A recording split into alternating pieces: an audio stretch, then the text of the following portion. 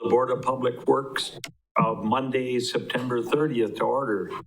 Number 2, approval of minutes of September 16th. Motion by Mr. Fire, second by Mr. Jockett. Comments, questions?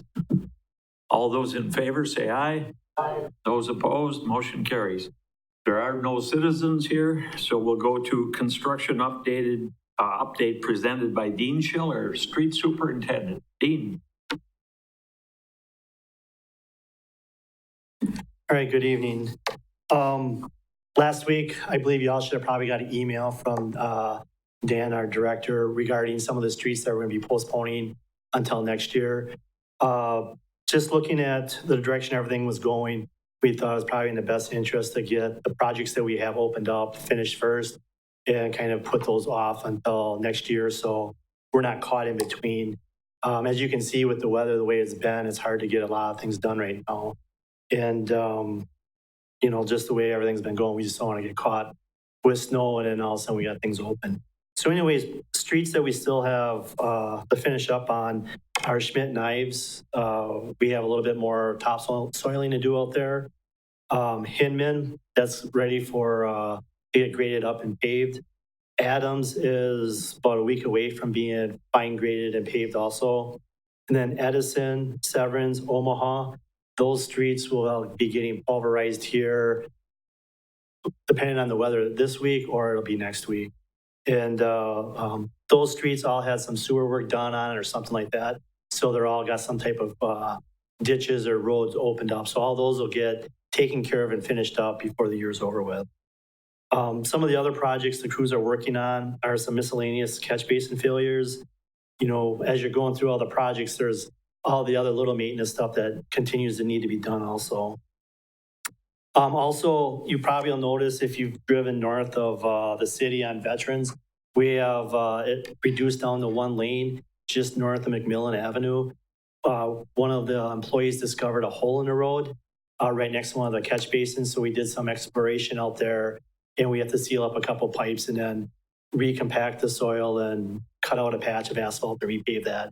So that'll probably be that way for a week, maybe 2 weeks, kind of depending on the weather and when we can get asphalt back in. But that's why that's down the one lane north of McMillan on Vets. Another thing, just so you know, in case people are asking you, Central Avenue, as you can see, is open.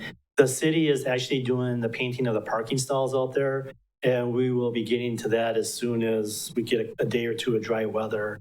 When you see the other company, when they come in here, they have 8-9 guys running around painting, which is a nice crew and you can get a lot done. Unfortunately, we don't have that large of a painting crew when we go out there to do that, but we are painting parking stalls out there on North Central. Just so if you have anybody ask you, we're going to get there as soon as we can, weather permitting. So with that, any questions? Anybody have any questions for Dean? Okay, thank you, Dean. Dan, go ahead and point out. I'll point out the streets that we will not be doing.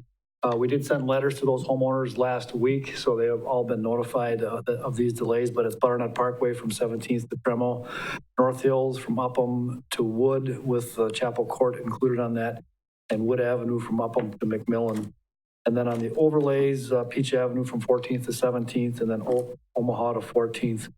In the outside chance that we would get a good stretch of weather deep into the fall here, we would probably try to do a little bit of concrete work on Oak from Omaha to 14th in preparation of that for next year, but we're not holding our breath for that at this point. Any questions on Dan's comment? Okay, next, Tom Turchie, City Engineer. Tom. All right, the big project is Central Avenue is now open to traffic, and then we're still working on the sidewalk or trail project between next to the Marshfield Clinic, St. Joseph's Avenue, and lots of other little things here and there that we're trying to catch up on and get ready for next year's project. So I won't go through any more on that since there's a lot of other stuff I have on tonight's agenda. So any questions? Questions for Tom? Okay, thank you, Tom. Go ahead. Just one last comment. This may be our last construction update. We'll see how things go. If we end up getting back into more projects, if the weather holds out, we'll do an update for you. But right now there isn't a whole lot more projected on our list, just to wrap up what we've got. So this may be our last construction update. Okay, thank you, Dan. Number 5, approval of 2020 to 2022 asphalt paving list presented by Tom Turkey, city engineer. Tom. All right, what we've compiled here is a list of the asphalt mill and overlay projects, as well as our overlay projects for 2020, 2021, and 2022. Please note that we're looking to approve these so that we can put them onto the Board of Public Works or onto our website so that we can keep it updated. We have changed some of this from what was approved last year, because we did complete a couple projects that were actually in last year's list that were in the 2020s. So I can go through and read each and every one of these for you, or I can answer just kind of some of the individual questions. We tried to maintain the approximately $2 million budget per year for these projects. And we basically, the streets that are in these lists are streets that are rated 3 or less in the PASER's program. And we anticipate that the PASER will be done again this year, and we'll have even more streets probably to add to that list in the forthcoming years. But in 2020, we have 13th Street, Adam to Locust, Locust 13th to 14th, Apple Avenue, Cleveland to Daggy, Apple and Cleveland, Daggy to Palmetto, Hume Avenue, Blodgett to Fillmore, Ash, Becker to Franklin, Fairview Drive, Schmidt to the cul-de-sac, Schmidt Avenue, 14th to 17th Street, 26th Street, Felker to Washington, Mulberry, 4th to the cul-de-sac, 25th Street, Felker to Butternut, 4th Street, Larch to Mulberry, Downwind Drive, Commerce Drive to the cul-de-sac, and that's near the pet shelter. I'm sorry. Alley, Central Maple, Cleveland to Blodgett, and then another alley, Central Maple, Franklin to Grant. Then our overlays for 2020 are McMillan Street, St. Joseph's Avenue to Pheasant Lane, Central Avenue from Wildwood Park down to 29th Street. In 2021, we have Larch from 5th to Adler, 25th Street, Maple to Vine, 25th Street, Washington to the cul-de-sac, Briarwood Street, Lincoln to Schmidt, Arlington Street, Lincoln to Cypress, Clark Street from Arlington to the cul-de-sac, and Park Street, Adams to Clark. You'll notice that those are highlighted in blue because the water department plans to do water main replacement on both of those projects. Laurel Court, from Laurel Street to the cul-de-sac, 4th Street, Columbus to the cul-de-sac, Blodgett Street, St. Joe's to Wood, Harrison Street, Peach to the cul-de-sac, Cedar Avenue, 6th Street to 8th Street, and the alley Central to Maple, Arnold to Blodgett. And then for the overlays for 2021, I have 8th Street, Central to Cedar, and McMillan Street, Central to St. Joe's, finishing up that corridor. In the 2022 list, I have Cedar Avenue from Daggy to Grant, Cleveland Avenue from Cedar to Peach, Daggy Street from Willow to Hume, 5th Street from Antone to Hume, Antone Avenue from 4th to 5th, 18th Street from Hume to Auburn, 21st Street, Hume to Lemley, Chapel Street from Adams to North Hills, Jefferson Street, Schmidt Avenue to the cul-de-sac. And then for overlays that year, we have Arlington Street, Columbus to Lincoln, 8th Street, Palmetto to Felker, Franklin Street, Maple to Peach, and Ash Avenue from 9th to 5th. So I recommend approving the 2020, 2022 asphalt list so we can get that on our website for forthcoming project. Motion by Mr. Bargender, second by Mr. Gutt. Comments or questions? Dan? Just add on to here I go. Just to add in, of course, the projects that we mentioned that are delayed will also be added to the 2020 list for next year as we put that bid out in spring. And you might ask, well, how can we, it's a pretty long list for 2020. How will we get that done? Plus the projects that have been delayed. This year we had an unusually large amount of sanitary sewer work that our crews did with turned out to be quite a bit more than we expected on Schmidt and Ives up there in the Forest Ridge subdivision. And then we spent a fair amount of time on Severance in Omaha, and we had that repair to be made on 29th Street and Butternut Parkway. So that sewer work took a fair amount of our time. Next year, we don't have any sewer work for our street crews to do, or it'll be minimal, some manhole replacements, spot repairs, so it'll be much less involved on the sewer work. So we will have more time to focus just on these projects for 2020. So we're confident that, weather permitting, we'll be able to get all this done next. Questions? Okay, all in favor of the motion, say aye. Those opposed? Motion carries. Number 6, approval of revisions to Chapter 25 of the Municipal Code regarding illicit discharge detection and elimination. And Tom Turkey, city engineer, will tell us what that's all about. All right, I'm not going to read the code word for word, but the city's Marshfield Stormwater Management Program, or our MS4, was audited by the Wisconsin DNR last year. One of the forthcoming requirements was from the audit is the creation and implementation of a discharge detection and elimination program. While the city is already proactive and does many of the items necessary for this program, it was also necessary for the city to update our municipal code to adhere to the requirements set forth by the Municipal Separate Stormwater Sewer System, or MS4. The enclosed draft adds new sections to the article. Article 3, illicit discharge and detection and elimination requirements, but several other changes have been made to reduce and combine sections, eliminating redundancy within the current code based upon recommendations by our city attorney. I will kind of go through the draft changes. In chapters, or articles 1 and 2, the first one, construction site erosion control, and the second one, post-construction stormwater management.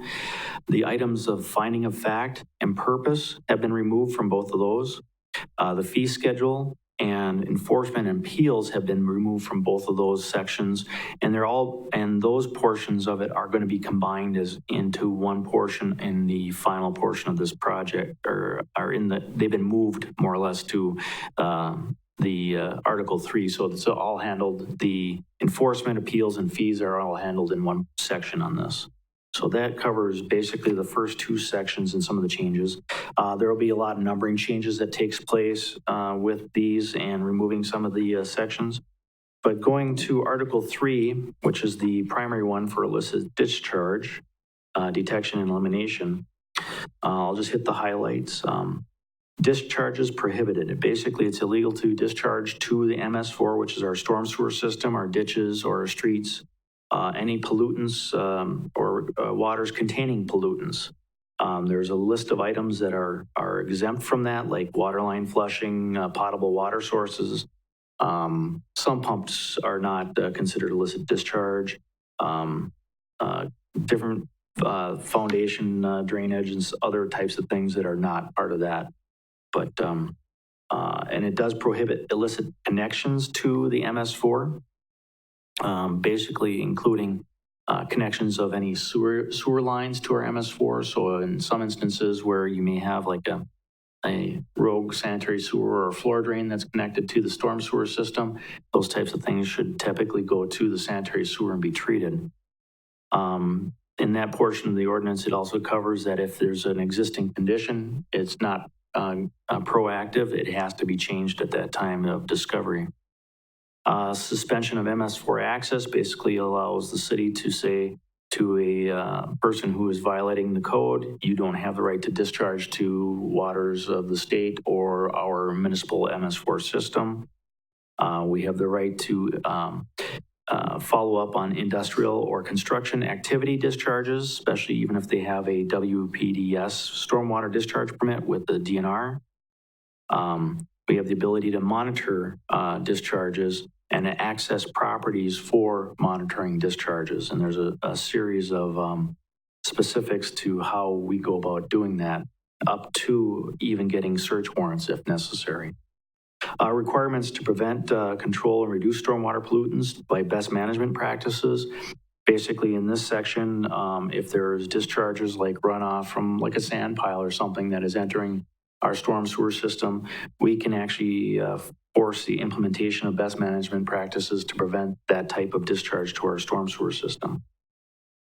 section under water course protection. Basically, if there's a stream or a creek running through a property, it gives us the right to tell the property owner to keep the area free of trash and debris and to allows the maintenance of the drainage way for the protection of the waterway and protection of the public. Notification of spills basically states the steps that are required for notification of spills. And then we get into fee schedule and enforcement, which are basically rewrites, are just moving of the various ordinance from before. There's also an appeal process. So if somebody doesn't like the process or thinks that we've made a error in our judgment, they have the right to appeal to the city zoning board to come back and argue their case against us. Talks about enforcement after the appeals and a cost of abatement for violation, which allows us to, if they don't react fast enough, we can get in and react to it. And we actually have the ability then to recover the costs associated with the abatement of the violation. For example, we were notified of an illicit discharge earlier this year where somebody dumped cooking oil down one of our storm sewers. So we had to get booms out and actually prevent it from continuing down the stream. All those costs would then be able to be borne by the person or persons that caused that. And then if they do not pay it within a reasonable time, then we can actually put it on to their property as a special assessment at 9% interest for this. We also have the ability to deal with cost alternatives. In the event of somebody that does something, we can send them to training to help take care of or help with other portions of the ordinance and some of our inspections. They can do stormwater stenciling and other items as compliance in violation of this. We can have them do some of those items. And then just more or less a lot of legal information dealing with criminal prosecution, violations deemed a public nuisance, and remedies not exclusive. So, therefore, I would approve the proposed changes to Chapter 25 of the Municipal Code regarding construction site erosion control and direct staff to draft an ordinance for Common Council consideration. Motion by Mr. Fire, second by Mr. Jockett. Questions? Mr. Jockett.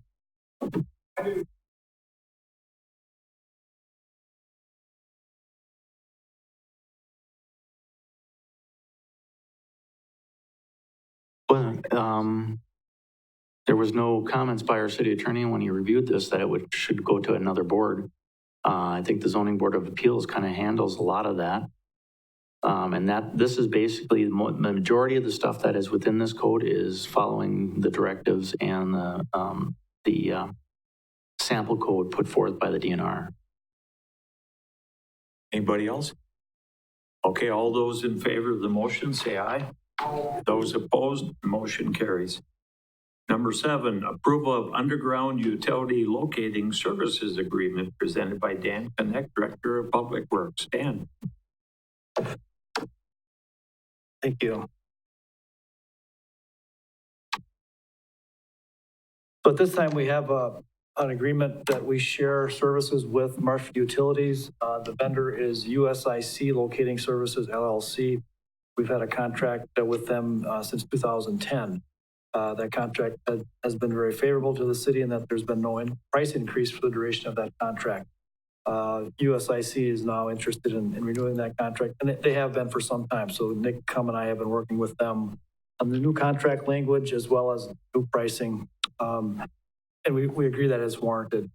In addition to the price adjustment, the vendor has proposed new liability and indemnification language and an effort to limit their exposure. And where they're exposed is if they were to locate something incorrectly and it gets hit, there's damages of some sort. They're looking to limit that exposure, the capture costs and so forth. And obviously we don't like that when they do that. So there's been some back and forth on that kind of language. We've been working with the city attorney and the utilities attorney to review this language. In the end, we've kind of come to the point where we have have agreed with the new pricing and this new contract language. However, it's significantly less favorable for the city. And we're not at a point where we have time to rebid this service. So we're recommending entering into the short-term contract with them. And then within the next 4 to 6 months, we'll be working with the utility to solicit proposals for these services where we would have more control over defining the terms and get a competitive cost pricing on it. And then look to move a different direction if that's how our RFP process turns out. Fortunately, the contract does have a 60-day termination clause for both sides, so that if we do find a new vendor, we can move forward with that new vendor in this termination process. So this is more or less an update, but I'm asking you to endorse this proposed process here by approving a short-term agreement with USIC Locating Services, and then direct staff to solicit proposals for a long-term utility locating agreement. The services that this covers is Marshfield Utilities has electric and water, of course, but they also have communications. They have a fiber ring that goes around our city, and they have a limited area of a gas line that serves their turbine out on the southeast side of town there. And then for the city, we have our sanitary sewer, our storm sewer, and our traffic signal underground electric facilities. So all those get located by the same company. The work has been acceptable for the most part. They do struggle, like a lot of companies, with keeping good employees, but overall we've been satisfied with their work. The pricing, though, has kind of put them to a point where we want to reconsider all our options, and that's the recommendation. We got a motion by Mr. Fire, second by Mr. Bargan. Questions? Mr. Fire. And how many companies are there? Well, that is a good question. There are not a lot of them. We have, Nick has really taken the lead on this from Marshfield Utilities, and there are at least 2 others who have shown some interest in this. So there are more within the state, but not within this region. So until we get the RFP out and distribute it far and wide, we won't know. But we'd expect 2 or 3 proposals. Mr. Bargander. How many years have we been dealing with this company?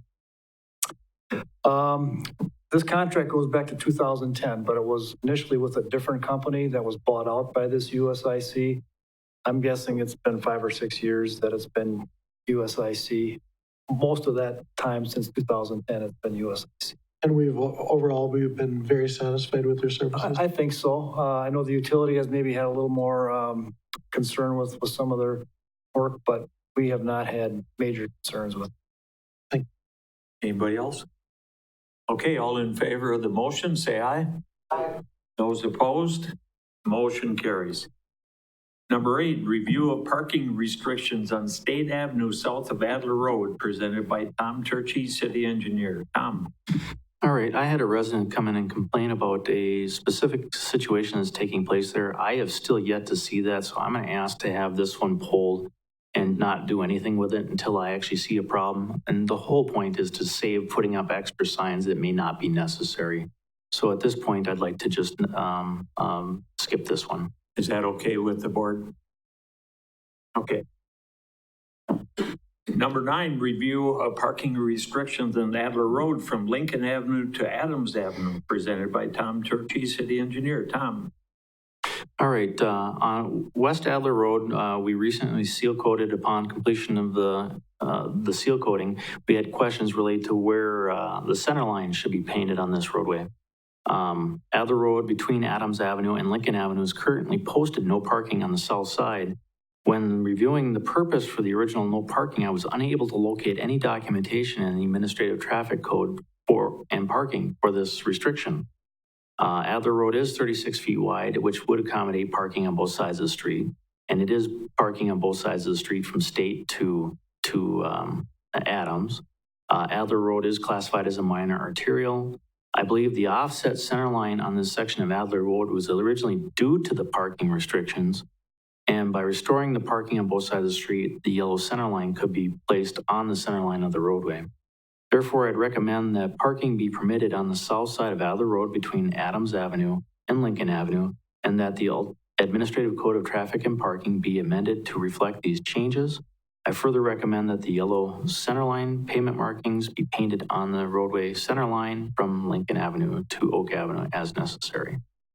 Motion, Mr. Jockett, second, Mr. Fire. Questions, comments? Mr. Barkin. What brought this up to make a change? Because we seal coated the street, we need to put a center line back on it, and basically taking a look at putting the center line in the center of the street versus being an offset center line. There wasn't any request from any of the No, citizens along that street No. for parking on the south side? no. I think, go ahead. sorry. Sorry, go ahead. I live on the west side. I've lived down there for 26 years. I've traveled that road tens of thousands of times in those years. I kind of like the way it is right now. Adler Road is also County Trunk Y, carries a lot of traffic from west side and from the town of Lincoln. I think less cars, less clutter, less potential issues, especially in the wintertime. I just don't see a reason for a change. I think it makes that road a good thoroughfare with no stop signs all the way down to Oak Street. Less cars, less people, less problems. That's what I think. Thanks. Anybody else? I like the idea I don't like the offset center line. When you get snow, that's difficult. I would say that when it's snow covered, that'd be a little touchy, but anybody else have any comments? Mr. Fire. I think the neighborhood.